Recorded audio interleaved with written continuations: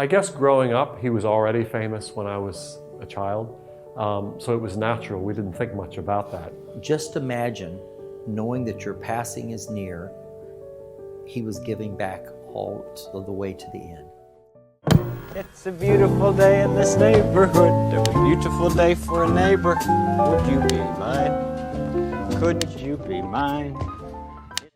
So Mr. Rogers was my mother's brother, so he's my uncle. Hi, glad to see you today. But I would share the workspace with him. He had a study where he would write his scripts and his songs, and I shared that study and worked on my own compositions. We would talk. He would come to rehearsals. He became part of the family here. Won't you please?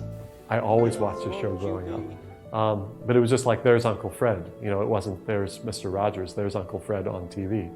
It was a very natural thing. I always wonder what influence, what Rollins gave to Fred. Both Fred Rogers was a student and his wife, Joanne Rogers, whom we met here, and they were married for 51 years. One thing we know, musical training, we know that. We know he got good musical training here. And I would think that he learned community here.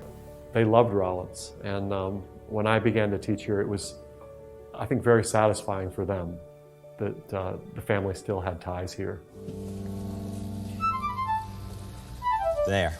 I have some friends who get very concerned when I forget the fish during our visits. Fred did not like violent children programming. I can tell you from conversations. Some of the topics he tackled in his own day with race equality and with handicap accessibility and issues like that were so important, and he handled them with such grace and dignity and kindness. It seems like that we're in need of that in every generation. He was so invested in building up people's self-esteem, making people feel that their unique qualities were what made them valuable. You always make each day such a special day. You know how? By just your being you. I hope we can pass along Fred's values to the students. They seem very timely now, and as much as we can do to foster what he did on the program here at Rollins in our neighborhood here.